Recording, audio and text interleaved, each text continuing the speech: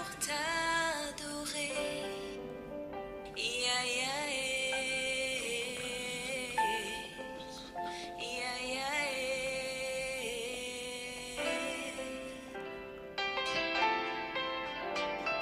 Seigneur, nous sommes là pour t'adorer. Yeah, yeah, yeah, yeah,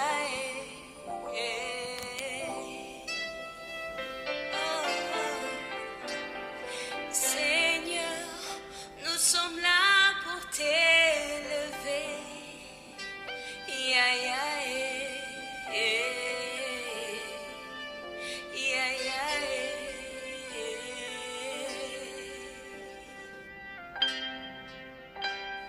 Seigneur, nous sommes là pour t'adorer.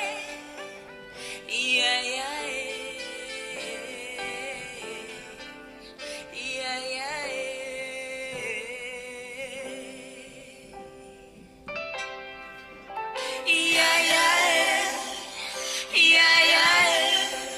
Merci Jésus, merci éternel Dieu. Bien-aimé, to péchi binombote na kombo na Yesu Christo, to élever le véritable Dieu, to élever le Tout-Puissant, to élever Jésus-Christ de Nazareth. Nzambe na bomoyi oyo apesinga na yo cette opportunité ya ko s'approcher na présence na ye. Nzambe wana akumbama, Nzambe wana anetolama na ye parce que azali digne ya ko recevoir louange, ya ko recevoir honneur parce que il est puissant notre Dieu. Oya pesinga na notre journée ya lelo Nzambe oya la mosibiso le komukembo ezonge panaye. Il s'appelle Jésus-Christ de Nazareth, le roi des rois, le véritable Dieu, le vainqueur de Golgotha, celui qui a vaincu la mort, celui qui nous a aimés avant la fondation du monde. Jésus-Christ de Nazareth, celui qui nous a donné l'héritage du Saint-Esprit. Il nous a donné la victoire, celui qui a pardonné nos péchés, et nous marchons dans la victoire avec le Saint-Esprit par l'Esprit. Le Komuke Mezonge Panaye, bien aimé, c'est votre humble serviteur, évangéliste Dieu merci Nyanga. Et place wapinga na bino tu yaka kokutana mpona kolobela journée na biso mpona kopesa mpona kodéclarer que likolo eyoka maloba na Nzambe mabele etosa maloba na Nzambe et place wapinga na yo tu yaka kolobela soleil ya mokolo na lelo eyoka ainsi dit l'Éternel. Soleil ezana monoko ezana matoi eyoka ka bien aimé et le soleil ya mokolo ya lelo ekobéi na oyo yoko pesa yedwa. C'est pourquoi la Bible qui dit que dans celui qui a la foi, il doit parler, il doit dire. Mais la Bible dit que les justes vivra par la foi. Mais la foi, c'est ce que Dieu a dit pour toi. C'est ce que Dieu a déclaré pour moi. Enfin, qu'il y a notre marché la vie avec toi. Bien aimé. Tant que nango toko vivre les sous-soutés selon ma loba ya ennemi selon ma loba ya ba jam maléfique tant que to komi nango bien aimé yoko vivre les sous-soutés selon ma loba oyo et batu ya misala ba bazolo ba bien aimé il est temps bien aimé yo vivre dans foi. Nous sommes dans les temps de l'esprit bien aimé, c'est l'esprit qui prime. Bible dit que marcher sur l'esprit zamalo akumbama zamalo aneto la manaye bien aimé Sambote et pas il y a tous les amis de Jésus-Christ dans le monde entier. Bah au bazala moki d'Amérique, zamalola amona bino les amis de Jésus. Au bazala moki lena Océanie, kolona bomoy apambola bino. Qu'on a bon moyen à continuer comme ça dans ma vie na bino bande ko za mo kina Asie partout za ko na biso zambe amona bino zamalola apambo na bino les amis de Jésus qui na mo kina Europe zamalola dans la vie d'abino, Zambalola a continué comme ça dans ma vie d'abino, Zambalola a continué à mon abino, Zambalola a continué comme ça dans ma vie d'abino, le boko n'angouya est opéré, les amis de Jésus, au bazar mokina Afrique, partout où zakola nabiso, le boko n'angouya dans Zambé, et longi sabino, Zambalola a tambo sabino, dans le nom puissant de Jésus-Christ notre roi. Bien aimé, et nous allons saluer tous les amis, les corps de Christ écrit, bandeko bazako bonde la ponabiso, les hommes et le femmes de Dieu, on va prier pour la œuvre, on va péchibiso, afin qu'il va ambiance, il va la restaurer, afin qu'il va la réveiller, va marcher dans la victoire, afin qu'il va hériter au royaume, on kolo a péchibiso, le kolo a héritage. Bien aimé, nous paie sa merci, pour la bande de connaissances, on va soutenir biso d'une mois d'une autre financement, et matériellement, nous avons amon abino, dans le nom puissant de Jésus, nous avons akanise l'abino, nous avons à continuer comme ça dans ma vie n'abino, dans le nom puissant de Jésus Christ notre roi, nous avons à kumba manaye, nous avons fait sa merci pour la bande de connaissances, surtout nous avons témoigné, bien aimé pour témoigner, nous avons dans ma vie n'abino, merci pour la audio n'abino, qu'on a continué, qu'on ça les choses dans ma vie n'abino, bon mon a le beau qu'on a zambé, bien aimé, nous sommes dans les temps, nous devons nous réveiller, bien aimé, tant autres dans bien aimé, bien aimé, qu'on vivre la tête, bien aimé, le kola, bien aimé, aux anana katia liboulou, bien aimé, nous sommes là pour te vivre délivrance yanzambé. Si Christ, Jésus-Christ a yaki na mokili oyo, en fait que yonanga bien aimé, te vivre une vie à victoire, en fait que yonanga te expérimenter bolingo yanzambé na ba vie na biso. Bien aimé, ce n'est plus le temps ya kolela, toi sous ya kolela te, toi sous ya ko pernicher te, toi sous te oyo bien aimé, oyo te mene ko vivre na katia ba chaîne bien aimé. Bible dit c'est pour la liberté que Christ nous a affranchis. Bien aimé, Nzambe yalola apambola yo, Nzambe a continué comme ça dans ma vie na yo bien aimé. Toujours parler thème na biso toujours actuellement, toujours parler sur to bengi yango la délivrance de la famille. Et la délivrance de la famille, Sengili Mabota, et ça la délivrer, la volonté de Dieu que les familles soient délivrées, bien aimé. La volonté de Dieu, c'est que yo obimi sa famille na katina yo. Tamunzambe a sali yo bien aimé. Dieu t'a créé avec une famille. Na katina yo famille ezali. Na katina yo semence ya fécondité ezali. Et ennemi tamoyaka na vie abato. Le kalukaka a détruit semence. Il y a fécondité. Oyo moto azana yango. Tozo mona dès le début dans le jardin d'Éden, ce que le serpent a fait, aïe pour à détruire semence. Il y a fécondité. Oyo nzamata qui est pas il y a Adam et Ève. Bien aimé, tozo tanga mo le balanzambe et sous thème na bisu ya lelo bien aimé. To ben yango combattre, vaincre le combat individuel provoqué par nous-mêmes. Comment vaincre le combat provoquer individuellement? Bien aimé, il y a des combats où moto a provoqué individuellement et c'est que yo vaincre yango. Bien aimé, il y a des combats familiales où moto yemoko personnel moto a provoqué yango. Bien aimé, c'est que yo vaincre bitumba wana tozo tanga maloba na Nzambe tozui na livre ya Josué chapitre 13 versets 24 à 27.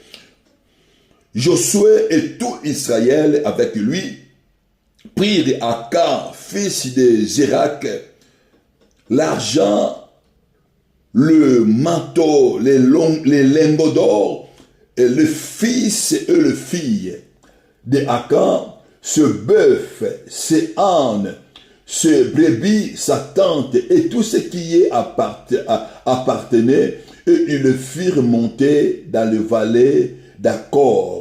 Josué dit, voici, tu as troublé l'Éternel, voici, tu as troublé, l'Éternel te troublera aujourd'hui, et tout Israël les lapida, le brûla au feu, et on les lapida.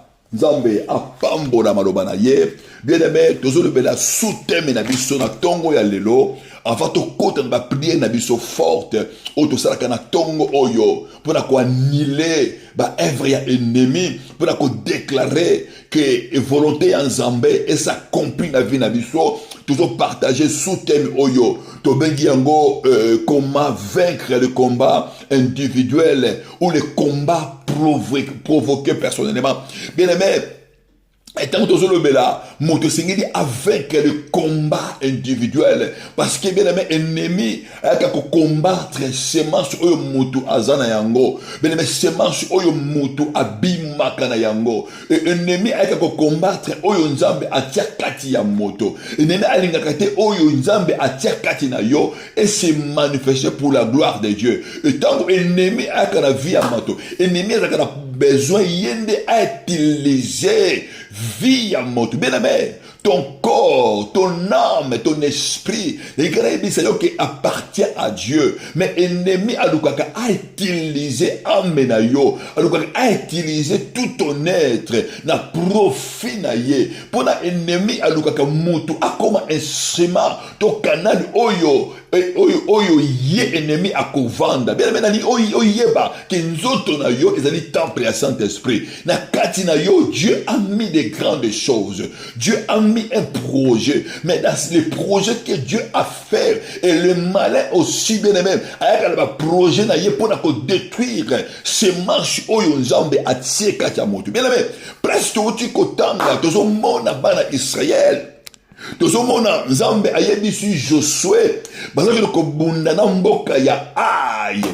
Ai c'était une petite ville oyo nzambe a prometaki bango ba ko remporter victoire. Nzambe ayebisi Josué bokende kutu ebelete parce que mboka wana bokozwa yango mais il y avait quelque chose, il y avait l'interdit. Oyo Yesu yebisaki bana ayebisaki Joshua ke tembo ke na mboka bino sengeli te bozwa interdit bozwa biloko ya bato wana te esengeli te bozwa yango nyonso oyo bokokuta wana esengeli botia yango ya moto esengeli bobebisa yango mais bene tozomona pa ete kotanga awa bazoparle biso sur Aka azalaki moko bana Israël. Mais tout ce monde na oyo nzamba lobaki na bana Israël pour remporter victoire. Mais tout ce monde quand il a touché à l'interdit. Quand il a touché na interdit. Quand a kekozwa lengo d'or. A kekozwa manteau. A bombi yango. Et la convoitise, bien aimé. Et la convoitise, bien aimé. Ils ont dit soumu oyo, bien aimé. Ils ont côté sa batuna et belé. Na kati ya ba combat spirituel. La convoitise des yeux. La convoitise du cœur. Bien aimé, a kati kekozwa interdit oyo nzambe aboyaki. Bien aimé, bana Israël bake na bitumba, ils ont échoué. Ils ont pas gagné. Mais tozomona lelo bato mingi vie na bango eza ko marcher bien te. Bato mingi bazo ko souffrir malgré les prières bazo sala. Malgré la prière il y a combat bazo sala. Mais vie ya bato ebele bien aimé, ezo tika kaka ndengwana, il y a pas la transformation. Nzambe ebisi bana Israël boko remporter victoire. Mais bana Israël to ba payer ba zui échec. Au contraire, oyo nzambe ayebisaki bango bato mingi bazo vivre au contraire ya oyo nzambe a prometa bana na nzambe. Bien aimé, Bible dit Dieu fera la différence entre ceux qui le servent et ceux qui le servent pas. Bien aimé, tant yo okomi mwana na nzambe, la vie chrétienne, bien aimé, ezali vie à tous les jours, ezali vie ya bilembo. Bien aimé, tant yo za mwana na nzambe esengeli nature ya nzambe e bana ko manifester la vie na yo. Et sengeli le boko na nzambe o bana ko vivre en mode de jour à jour. Bien aimé, la vie chrétienne c'est une vie. Bien aimé, c'est une histoire et c'est une note bien aimé. Mais tant mutu aye et pas ya Yesu. Et sengeli yo mona le boko na nzambe. Et sengeli yo otato le boko na nzambe. Dieu a promis à Josué. Et bien c'est que beaucoup gagné, beaucoup joie victoire. Maintenant Josué va kebi to manaba Israël. Mais Josué il a trouvé au contraire l'échec. Ils ont échoué. Mboka ya Ai est renversé bango. Ba gagné bango. Josué il a déchiré ses habits. À tous les amis, pourquoi ça? Bible dit, Josué il a commencé à prier l'Éternel. Pour aller ba cause joane uchu wapi. Bien aimé. Kovanda ka kimia te bien aimé. Kolela ka te attaque moi dans Zambé. Quand tu vois dans ta vie il y a des choses qui ne marchent pas. Quand tu vois dans ta vie que bien aimé ozo bonde là, tant ozo mon avis na ozo luka, ozo bonde là, même à Kambo ozo changer te. Tant ozo bonde là, il y a que des échecs. Tant ozo bonde là, il y a que des déceptions. Tant ozo bonde là, il y a que des mauvaises choses qui arrivent. Bien aimé, eza normalité. Je suis à trouver qu'il y a un mot normalité parce que notre Dieu, il s'appelle le Dieu des armées. Notre Dieu, il est le Dieu de victoire. Notre Dieu, il est le Dieu de la bénédiction. Et tant que moi na vie na yo, ma kambezo kotambo la malamote, bien aimé, esengeli yo, ozwa décision, ya koluka nzambe na ba prière. Esengeli yo o changer prière na yo. Bien aimé, il y a des choses. Tant que biso toza église, il y a combat spirituel. Bien aimé, nous sommes d'abord l'église de Jésus-Christ. Et tant que nous avons un combat spirituel, mais nous ne combattons pas par le fait d'abord. Nous combattons d'abord par la foi. Et la foi, bien aimé, et ça maloba oyo nzambe aloba na biso. Et sengeli maloba oyo nkolo azoloba na biso. Et sengeli ekokisama na vie na biso. Bien aimé, Josué maintenant koyeba te, ok, il y avait un problème. Tant que Josué m'a dit qu'on c'était Aka. Aka ne mutu a joué interdit. Aka ne mutu a vendu si interdit. Na kati na ndaku na ye. A bombi lengodor. Aka a bombi mato ya cher. Aka a zumbongo a bombi. Bien aimé, a bombi quelque chose. Ils ont même a destruction la kati ya libota Israël. A bombi quelque chose. Il a caché quelque chose. A bombi interdit. Oui, bon, ils ont bomba bateau. Bien aimé, interdit nini. Oyo moto, oyo a bomba. Interdit nini yo o bomba na vina yo. Bien aimé, interdit nini o libota na yo e bomba. Interdit nini oyo yo personnellement au bomba, où ils ont causé ma mort, où ils ont causé ma échec, interdit oyo yo au bomba la vie na yo, où ils ont causé ma refus, ma rejet la vie na yo, interdit oyo bomba la vie na yo, bien aimé, où ils ont même ma pauvreté, où ils ont même quel est cet interdit? Aka avant d'ici interdit. Et ben Israël, ils ont échoué. Bible, Josué, tant qu'on va comprendre que Aka avant d'ici interdit. Bible, Josué, pas ton truc au tanga. Ayebi Sibana Israël. Alors, tozoa Aka. Tozoa Bambongo na ye. Aka fils de Zérak. Tozoa Mbongo na ye. Tozoa manton badala lemgodor. Tozoa bana na ye ya mibali. Bazui bana na ye ya basi.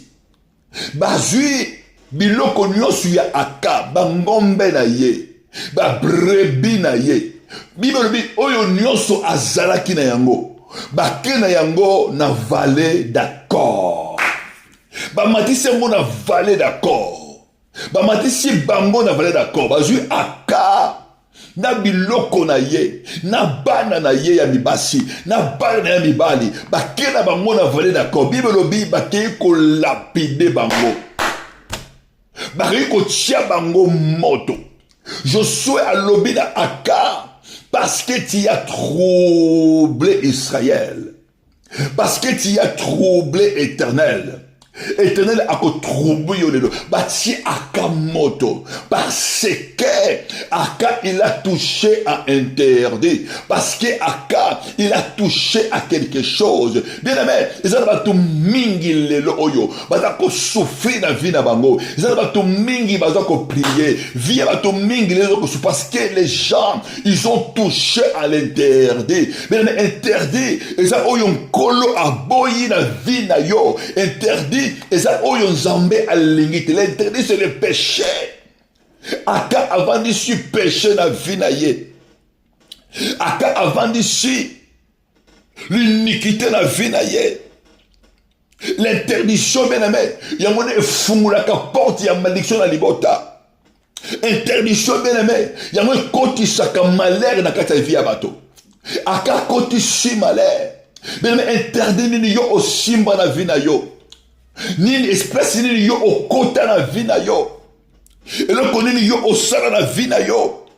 Bien-aimé, tozomona batu ebele lelo bazo sambela nzambe, batu ebele bazo koluka nzambe, mais na vie na bango ba interdit evandi, na vie na bango ba vandi si ba péché oyo nzambe alingi te. Bien-aimé, bibezo bala biso na nzambe que mutu a cause. Pourquoi le fils ne portera-t-il pas l'iniquité de son père? Ma commune na nzambe zoloba mutu moko te a comporté iniquité à ma papa na ye. Parce que l'homme qui pêche, c'est l'homme qui mourra. L'homme qui pêche, c'est l'homme qui mourra. Mais tout ce monde a cas, il y a cause, il y a péché na ye. Bien aimé, il a amené toute sa famille à la mort. Il a amené ses fils, il a amené ses filles, il a amené la richesse de la famille. Et batumbi yango, lapide yango. Bien aimé, ils ont batumbi na libota oyo obotama. Et si ba lapida, richesse si ekenda, si ba bomagnon soto, et si ma cabane soto, parce qu'il y a quelqu'un qui a introduit l'interdit. Motomoko a côté ça interdit dans la famille. Motomoko a côté ça les dieux étrangers dans la famille. Motomoko a touché dans misala mabe a côté ça la divinité dans la famille. Et ça motomoko a kena ko luka banganga. Motomoko a ko luka ba magicien. A kena ko concilité. Bien-aimé, ça met de la malédiction en famille. Bien-aimé, nani na libota oyayo. Nani na vie na ye. Nini yo, place ni yo okota. Et place ni yo osimba bien-aimé. Nani oyo influença yo. Pokota na ndako banganga. Bien-aimé, aka azil lengodo. Akoti somo na ndako na ye. Bien-aimé, à cause ya lengodo.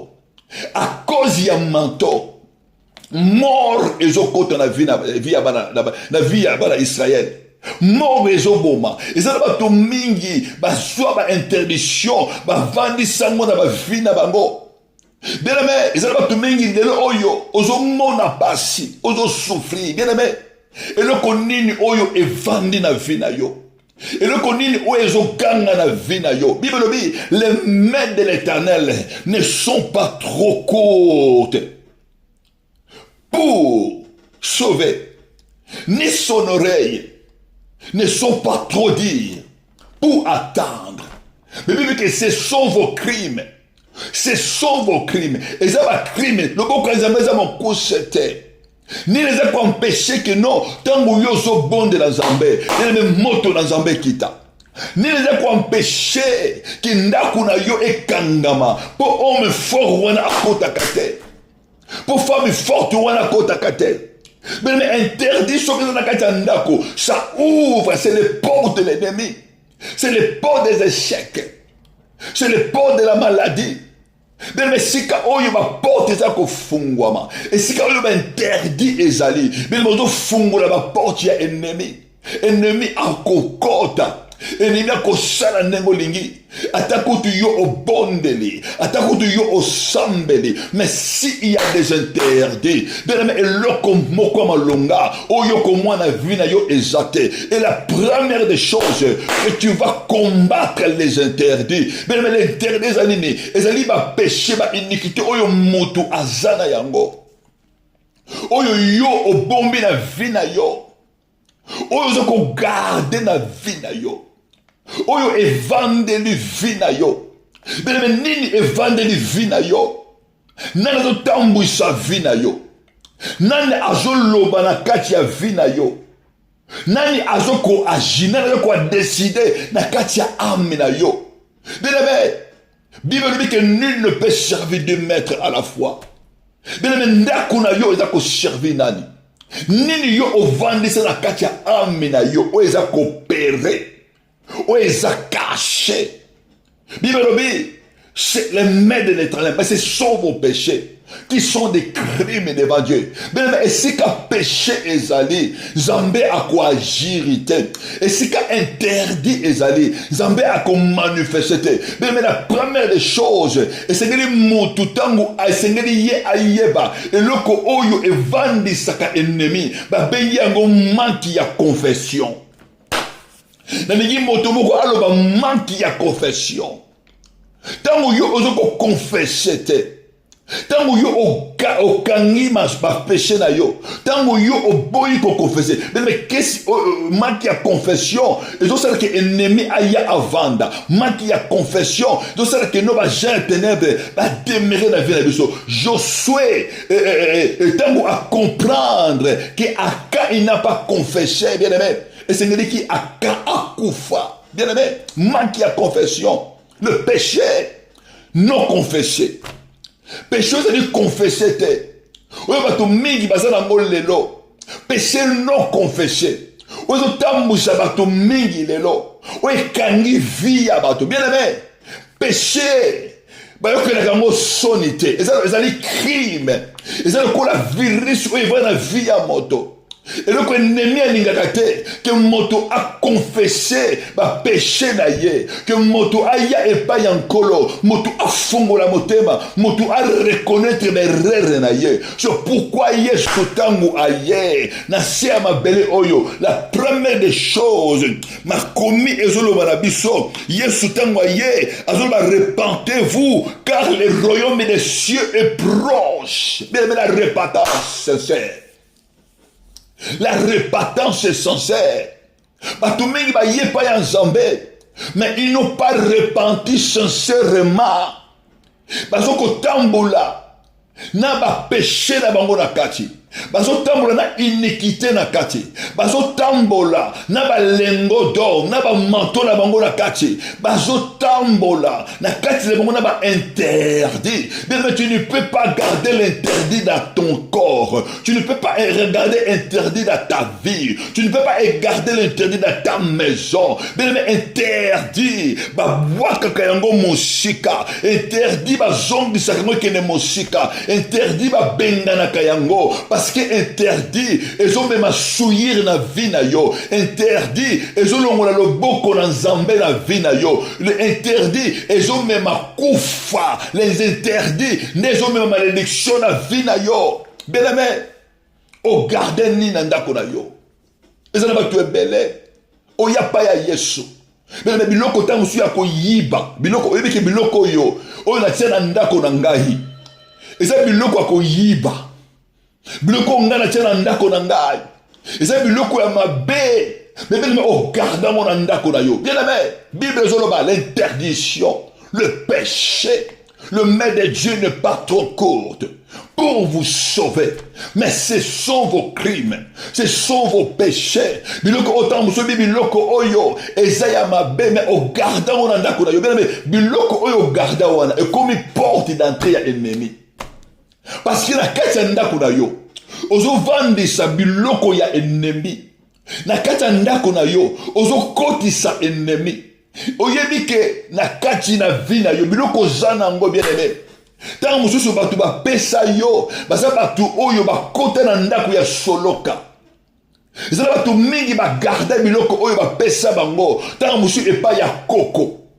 Koko apesa ngai quelque chose, cadeau moko, cadeau wana koko apesa yo mike garder loko ezali pouvoir na yo. Bato mingi bazo sambela Nzambe. Mais ba garder ba pouvoir maléfique. Ba garder ba chaînette maléfique. Ba garder ba bague maléfique. Mutu oyo Nzambe a révélé yo que mutu oyo aza mutu a misala mabe. Mutu azali sorcière. Mais bah je et loko ba péché yo.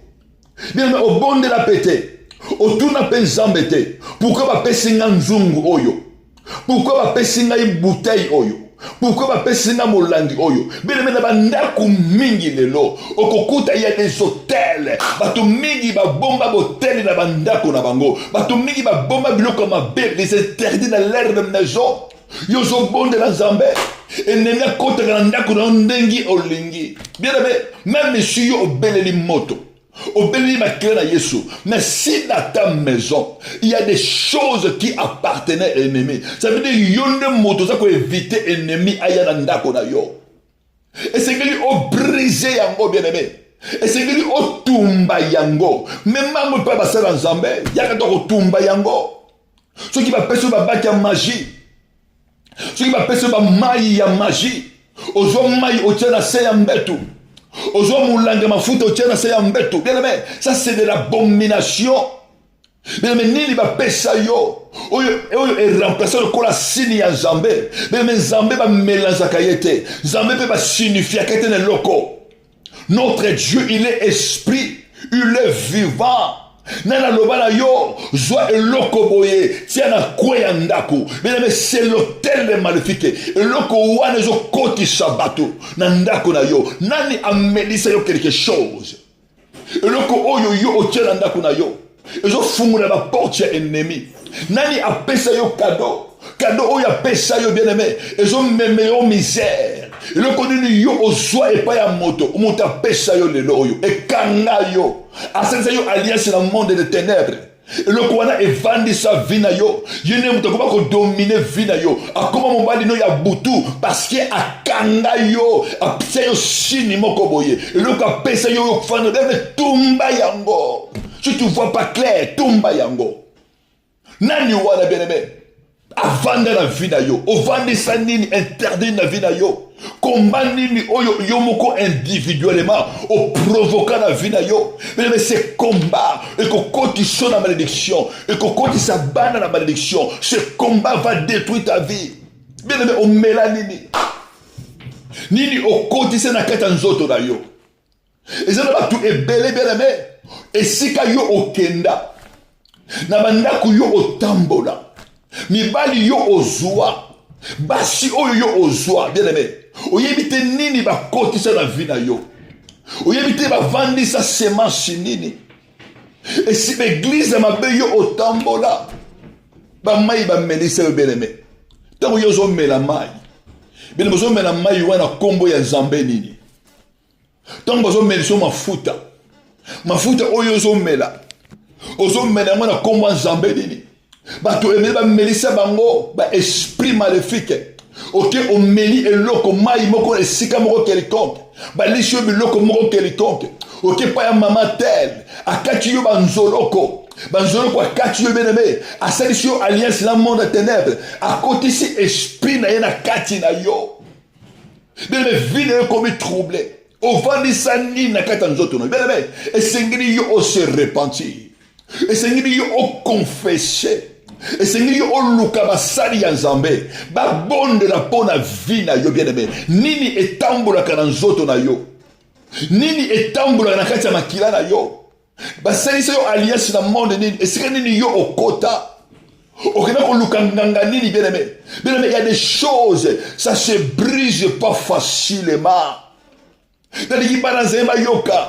Il y a des choses, ça se brise pas facilement. C'est pourquoi Nzambe atia basali na ye, oya pesa nguya, oya pesa ba capacité. Bien aimé, ceux qui ont kenda pa ya nganga a pesa biloko bien aimé, viens chercher les hommes, viens nous chercher bien aimé. Donc briser biloko wana.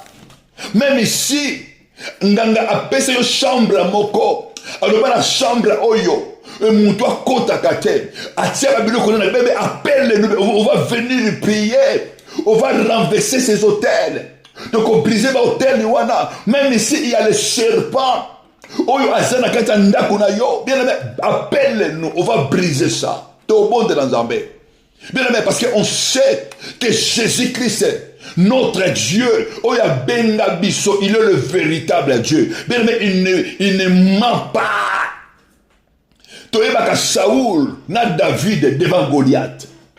Pour savoir ce qu'il y a lui, les bien-aimés, c'est devant Goliath. Bien-aimés, tant que Goliath a zanaïté, Saoul peut crier comme il veut. Mais un jour, Goliath viendra. Mukolo Goliath akoya, c'est là où on va connaître qu'il y a l'huile sur sa tête. Devant les divinités, devant les circonstances, devant Satan, c'est ça, on connaît celui qui a le véritable Dieu. Bien-aimé, n'ayez pas peur des agents maléfiques. N'ayez pas peur des sorciers. N'ayez pas peur des charlatans. Bien-aimé, appelle-nous pour prier. Bien-aimé, ceux qui ont côté dans le ceux qui ont l'alliance, bien-aimé. Et c'est que nous avons benga basala Nzambe. Nzambe azo yebis, Jésus azo yebis abande kwa Lazare. Alors de lier Lazare. Parce que Lazare, il était lié. Bien-aimé, ça va comme sous ce Seigneur basala Nzambe bon de la pona yo. Il y a d'autres délivrances. C'est pour cela que Dieu a fait l'église. Il a établi le ministre de Dieu. Il a établi le 5 ministère. Dans les 5 ministères, chaque ministère est une mission à Yango. Bien aimé, c'est vrai. Il y a de faux serviteurs de Dieu. Mais il y a aussi de vrais. Même s'il y a de faux, diable, il est faux depuis le commencement. Diable, il vit avec nous sur cette terre. Et c'est-à-dire qu'au cas moitié, lorsqu'il y a des faux bien-aimés, c'est normal parce que le diable, il est là. Nous ne sommes pas dans les cieux.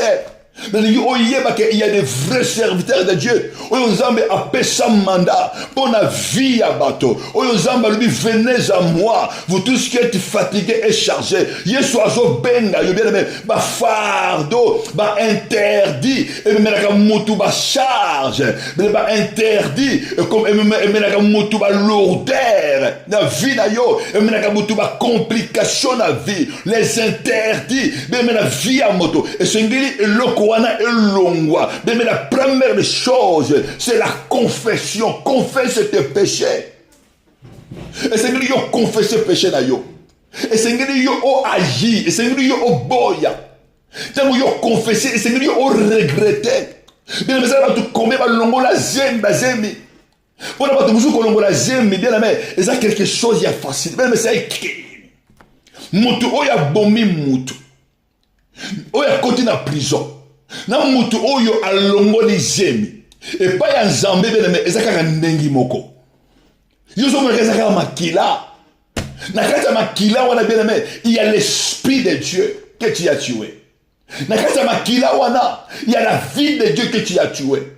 Dieu ne regarde pas d'abord le sang, d'abord le corps, mais Dieu regarde d'abord son esprit qui est là-bas. Bien maintenant, yo au salaba crime. Ce qui yo longo sa basa ba tuba jeme. Bien aimé na nika oyeba que esengeli yo oya epai na Nzambe. Esengeli yo o confesser, esengeli yo o tika makambuana, esengeli yo o regretter. Bible dit repentez-vous car le royaume de Dieu s'approche. Tant Yesu aïe, Yesu eko kabola biso, alors que je n'ai pas amené la paix, mais j'ai amené le paix pour vous nous séparer avec le mal, parce qu'il y a le royaume de Satan et le royaume de Dieu. Mais Seigneur, il y a au bimba na royaume ya Satan, au côté na royaume ya Nzambe, et là au côté biso na royaume ya Nzambe, ba benga la repentance sincère. Yo ozo sala susu makambo, olongoli interdit na vie na yo yo zo marcher sur le interdit na motema na yo olongoli oyo nyonso tu ya mabe mais oyo vanda na makila na yo toutes les traces de l'ennemi toutes les traces oyo ennemi amaloba ennemi na vie na yo oyo ennemi avande la vie na yo oyo ba trace oyo ba semence oyo et ça que ennemi a corrélé na vie na yo mais esengeli elongwa ce n'est que par la repentance. Est-ce que vous se repentir? Mais maintenant, il y a vraiment la vie na yo. Mais là, ma chaîne est partenaire. Ma semence nini ba kotisa. Ba vendre ça ma semence nini. Les chaînes est partenaire. Oyo obima na yango. Les gens ba tout ba kotisa semence à serpent. Yo mona kabilo ke tambla kona nzoto. Ozo mona tambu susu e ba bloque ezo bima ezo longa na nzoto na yo. Mais il y a beaucoup de gens. Tant que ils ont passé dans les actes, ils ont montré les moto, mais ils ont passé acte avec sa divinité. Divinité, autant qu'ils ont eu à l'autre semence, na kata vie na yo. Mais Seigneur va bon de la peau na yo. Et Seigneur on se repentir. Et Seigneur va bon de la peau na yo. Mais combat ni o yo moko o luka individuellement. Au côté bisika nini. Ba simbi sayonini. Bibelobi, sortez des milliers d'aides. Et séparez-vous. Et ne touchez pas à ce qui est impie. Bien aimé, au simba kanini. Impureté nini oyo simbaka tous les jours. Oyo tambolaka nango. Singa nini bapesa yo epai ya koko, epai ya papa, epai ya mama, apesa yo singa nini. Oyo tambolaka nango na luketu na yo. Oyo obomba na chambre. Mais un jour je vous avais dit, on avait beaucoup payé pour une chair.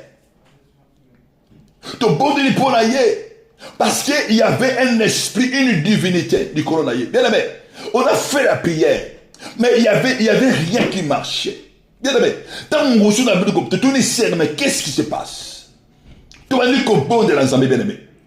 Et tant qu'on jure révélation, oh que c'est Rwanda, na kata ndakuna ye, a bomba bilamba oyo mama na bango akufaka nango. Et tant que mama na bango akufi. Libota maman yebise ke bilamba o maman no akufi nango esengeli yo o garder yango zo yango tiango na ndako OK bilamba wana pona ye ko memena ye chance mais OK esprit ya serpent ya famille ya ko se garder pona ye lokola maman ne mutene ko supporter famille balingi ba trouba ko chipe na trône ba trône ye azo ye bate ba to mingi ennemi a trôna bango ba to mingi ennemi ta ko utiliser bango. Avant de sa semence na ye kati na yo. Avant de sa vie na ye kati na yo. Il faut dire non, il faut renoncer aux semences ya ennemi. Bien au garda kanini na vie na yo. Au garda kanini féticheur nini wana okota kapai na ye. Alliance nini yo au sala. Bien c'est yo au confesser. Et c'est yo au confesser. Et c'est nous, nous ne sommes pas des chars de serviteurs de Dieu. Mais tant que yo oye même na biloko na ce que soit or, quel que soit ba diamant, même toko tumba yango. Dibelobi, Josué, na bana Israël, ba tumba ki ba lengo do. Mais eloko nyonso to eza hôtel. Mais ko jula mbongo te.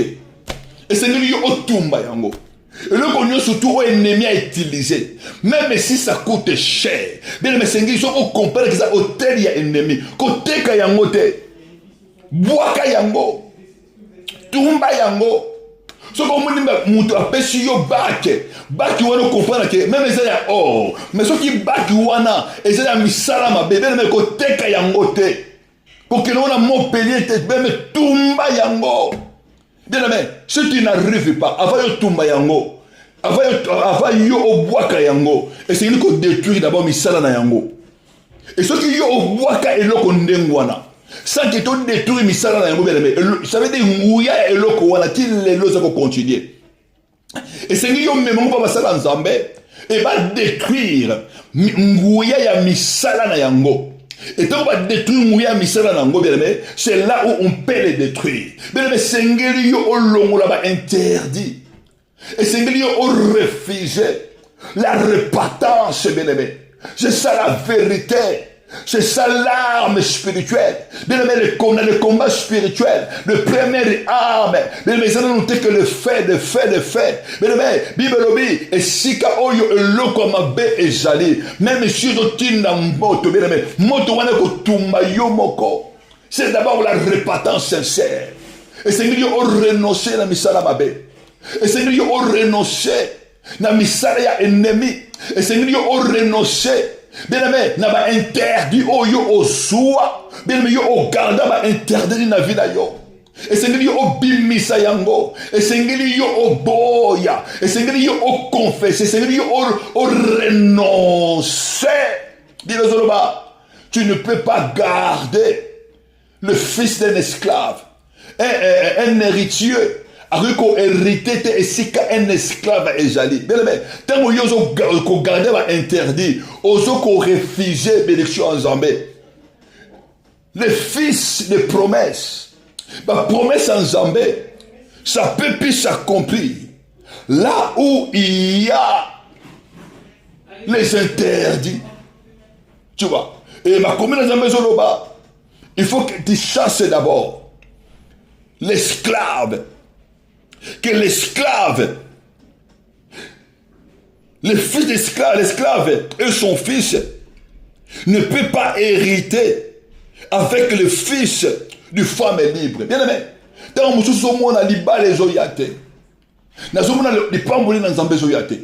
nazomona ba bonne chose zo yaki bien aimé et sengeli yo otala na kati na yo bien aimé est-ce que esclave nini avandi wana bien aimé maloba na Nzambe ezali vérité bien aimé ovandisi esclave nini nani avandi na kati ya libota semence nini evandi oyo eza kopere bien aimé quel est ce péché caché oyo evandi na kati ya libota eloko nini oyo ovandisi tango mosusu bien aimé yo ovandisi mobali ya makangu bien aimé yo zoboya bien aimé c'est un esclave oyo ovandisi bien aimé héritier akoya te le fils libre akoya te parce que yo zo garde l'esclave yo zo garde interdit Bible zoloba na biso chasse l'esclave et son fils et l'héritier ne peut pas hériter avec le fils d'esclave. Mais c'est que yo obengana oyo mabe oyo zo mona eza kati na yo oyo papa asemate na vie na yo oyo nosi yo orita oyo makele na yo ezwa oyo ozwa esika yo oleka bamibali oyo bimana bango basi oyo bimana bango esengi yo déclarer que héritage nyonso oyo ngana héritage oyo zomemela ngai malédiction esengi yo obriser yango. Ce sont des esclaves bien-aimés, ce sont des malédictions yango zomema trouble na vie na yo bien-aimé ezana basi ebele ezana mibali ebele bien-aimé ezali basienne partenaire ezana basienne partenaire ebele bakanga vie ya bato pona bango yokoki jamais ko avancer. C'est pourquoi maintenant tu dois prier. Au moins mutu azalaka nini so bokabwani na ye azala besoin que yoke ne ko souffrir ancienne partenaire mutu oyo bobima na ye soki yo otiki ye soki bokabwani azala besoin que yoke ne ko souffrir. C'est pourquoi bien aimé la deuxième des choses tu dois commencer à pardonner. Ceux qui ont la victoire dans Nzambe, de commencer à pardonner, le pardon. Bible dit que pardonnez-nous comme nous pardonnons aussi à ceux qui nous ont offensés. Mais nani asayo mabe, et c'est yo au pardonner. Nani asayo mabe, nani a commettre de la vie. Mais Nzambe a pardonné yo parce que toi tu pardonnes aussi. Mais et si quand il y a au salamabe, tant yo au salimabe, et c'est qu'il y a au senga bolimbisi, et c'est qu'il y a au réparer. Mais tu dois demander pardon. Mais manque ya pardon. Et ça lit mutozo ko garder ba interdit na vie na yo. Et ben na ba combat spirituel. Mais moi dans ça ba inimité. Un enfant de Dieu ça ba inimité. Un enfant de Dieu pardonne. Nani oyo katisale di kasa. Nani yoloba ki yoko lobisa yete. Nani ayo asali o ma bébé neme. Benga yoloba na ye pardon limbisanga. Bien le pardon, ce n'est pas dire que non, toi tu as tort. Mais le pardon, ça veut dire seulement que Nzambe yemoko a jugé. Que jugement Nzambe est quitté. Bien aimé, tu dois vivre dans le pardon. Et c'est lui pardonner. Et quand tu pardonnes, Dieu aussi va te pardonner. Le pardon, ce n'est pas parce que tu as tort. Non, ce n'est pas parce que tu as raison. Nous, les enfants de Dieu, quels que soient les problèmes, quel que soit bien aimé, tu vas Nzambe azoacha. À lui la rétribution. À lui Jésus la vengeance. Bien aimé, tu quand Nzambe azoa par na yo.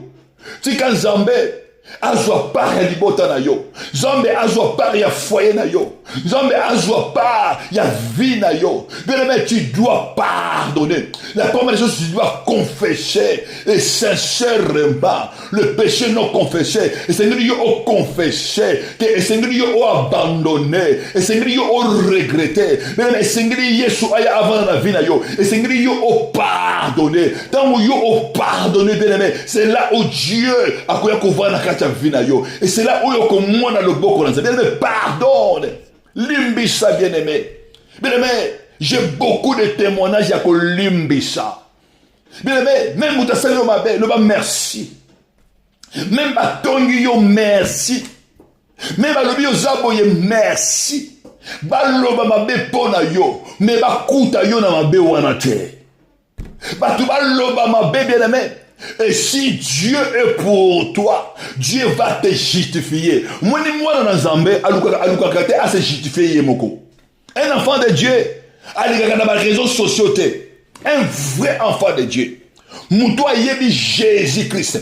Mutu ayebi puissance à Saint-Esprit. Bien aimé, allez kaka na ba réseaux sociaux akene ko se justifier pour la vie na ye. Bien aimé, le Saint-Esprit, il est vrai avocat. Le Saint-Esprit, il est vrai juste. Le Saint-Esprit, il sait comment nous justifier. Bible Zoloba, il nous fera la guerre. Bien aimé, la guerre est là, mais il te vaincra pas parce que Dieu est avec toi pour te délivrer, pour te justifier.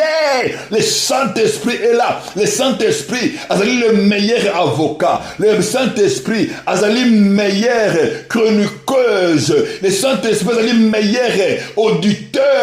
Il sait comment justifier tes enfants. Bien aimé, il y a des moments, bien aimé, demande, sois calme dans le Seigneur et demande pardon. Seulement pardon, bien aimé. Il ne faut pas chercher les problèmes avec les gens. Il faut chercher la paix avec tous. Bible dit, chercher la sanctification.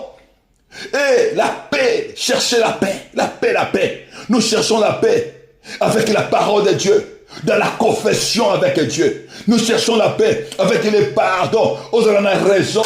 Nous avons tort. Nous avons pardon l'imbi sangai. Nebike, nakotambre na volonté en Zambé. Bien aimé, tu dois marcher. Nini oye vada na katina yo.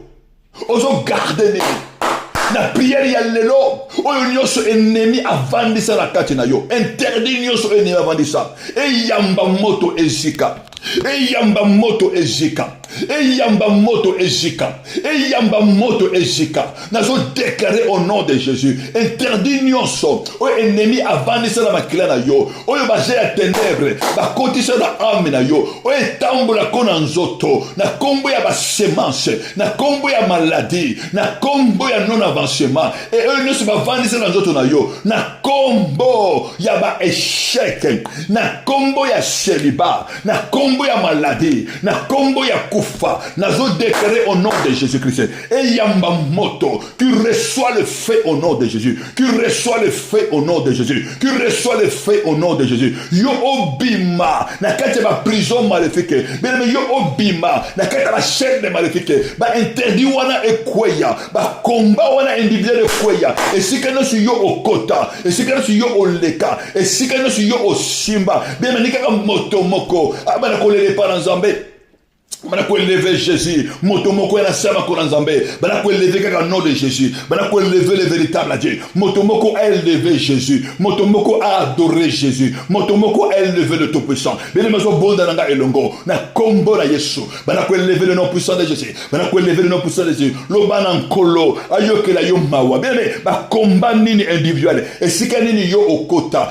Sika nini yo osimba. Lo bana Nzambe. Kwa na sama ko nkolo. Bana ko senga mawa para Nzambe. Mais sengeli yo o confesser ma somo na yo. Et sengeli yo o confesser, et sika yo o leka. Lo bana Nzambe yo kelanga mawa. Bana komondele para Nzambe. Regi motomoka bondela au nom puissant de Jésus. Lo bana Nzambe, tala be sika ngana kota, tala ba parti ngana sala, tala ba ndako o ngana kota, tala biloko ba melisa ngai. Bana ko yebi sankolo. Bien aimé sengeli yo o bondela. Bien aimé sengeli yo o bondela. Lo bana Nzambe, tala biloko ba pesa ngai. Bien aimé ceux qui ba pesa o biloko mabe. Bien aimé yaka na ngona église toko tumba yango soki ba peso bilamba ya mabe soki ba peso bilamba oyo ba latisa yo bien aimé yaka na ngona église toko tumba yango soki ba peso ba nzungu soki libota esimbisa yo bien aimé yaka na ngo toko tumba yango lingi moto ko bondela lo bana nkolo yokelanga mawa soki ba melisa yo ba mai soki ba leso biloko soki ba sokola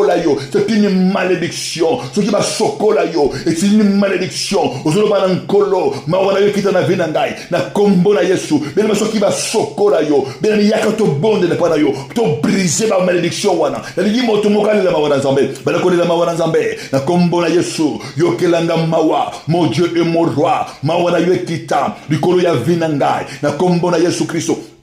Mawana yo puta, Nicolas Ammenangai, mon Dieu et mon roi, Mawana yo kita, dans le nom puissant de Jésus, na kombo na Yesu, au nom puissant de Jésus, au nom puissant de Jésus, au nom puissant de Jésus. Bien-aimés au monde de la Zambé, ceux qui basenga yo manzaka, ceux qui basenga yo basuki, ceux qui yo pesa basuki na yo, ceux qui yo pesa manzaka na yo, bien-aimés yaka to bonde ne pas na yo, ça veut dire vie na yo, et ça na kate ba prison, loba na Zambé, Mawana yo ekita, les senga Mawana Zambé, au nom puissant de Jésus. Naliki motomoka bondela yozo bondela nkolo ozoko confesser masumu na yo tango ozoko confesser mon Dieu et mon roi miséricorde ya Nzambe grâce ya Nzambe ezokita likolo ya vina yo lela mawana Nzambe lela mawana Nzambe naliki motomoka lela mawana nkolo au nom puissant de Jésus-Christ motomoka zo bondela lela mawana nkolo naliki motomoka kweya na si ya trône ya grâce ya Jésus de Nazareth ozolo bana nkolo lokolo yokelanga mawa na ye epai na yo makomi na Nzambe zoloba venez à moi vous tous qui êtes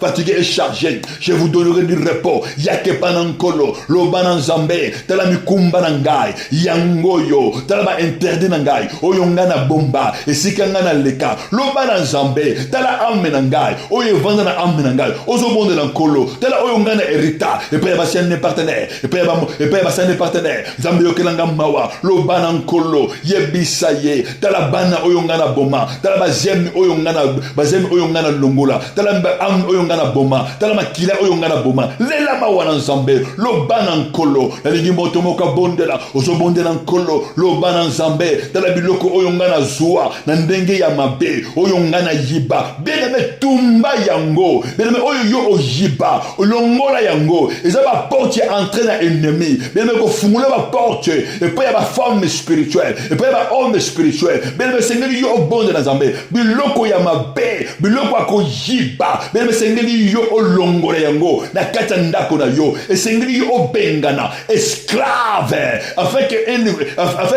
le fils du femme libre aïa afin que grâce à Nzambe afin que la promesse à Nzambe et y a la vie na yo beneme ozobonde la nkolo ozobonde la mokoji na kombo na Yesu au nom puissant de Jésus na kombo na Yesu au nom puissant de Jésus ozolela mawana Nzambe lozobela Nzambe ozobela makila lobana Saint-Esprit belela makila ozobela makila le sang puissant de Jésus motomoka bonde na Nzambe bana ko bonde na nkolo tango zo bonde la tango zolela mawana Nzambe beneme sengili yo bonde la na kombo na Yesu au nom puissant de Jésus motomoka bonde la au nom puissant de Jésus rigo bonde na nkolo ozobela makila le sang puissant de Jésus na kombo na Yesu beneme yo garda nini na katanda kona yo ozobelela makila na kombo na Yesu au nom puissant de Jésus ozobelela makila et ben ko sanctifier na kombo na Yesu bien-aimé ozobondela au nom puissant de Jésus-Christ au nom puissant de Jésus au nom puissant de Jésus au nom puissant de Jésus motomoko bondela Nzambe na ningi motomoko bondela nkolo na kombo na Yesu yozobondela véritable Dieu yozobondela tout puissant au nom de Jésus-Christ ozobondela Nzambe ozobondela le roi des rois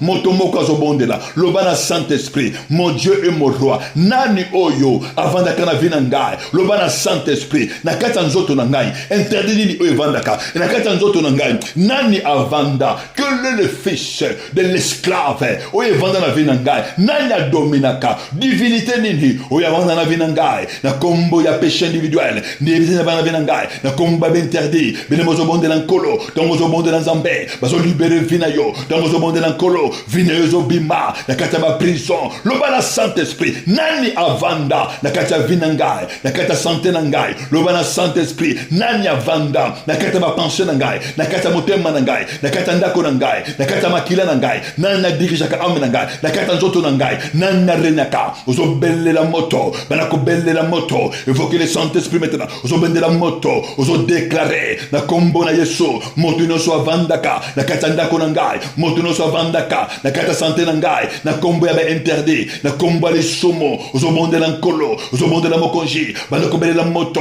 que l'effet descend maintenant tango ozobelle la moto bene ozobelle la nguya na Nzambe belle la moto ozobana nkolo oyo no so vanda ko na ngai oyezali caché hôtel ennemi hôtel les caché et yamba moto et hôtel les caché et yamba moto na kata ndako na ngai elembo no so batia ya ba gen ténèbres tindere yango moto et yamba moto disparaître ozokombo na Yesu ozobonde bombe na nzambe na kata nzoto na yo batia nini tambola na nzoto na yo na kata moto na yo basema nini na nyasema ozomona nanga elongo ozo déclarer semence nyonso oyo basema esika ngana leka esika ngana tambola ezana ba fo église oyo batia et pas bachene partenaire esika ngana lia ezana famille na uta bana kotinda moto bana kotumba yango semence rezo moto na kombo na Yesu envoie le feu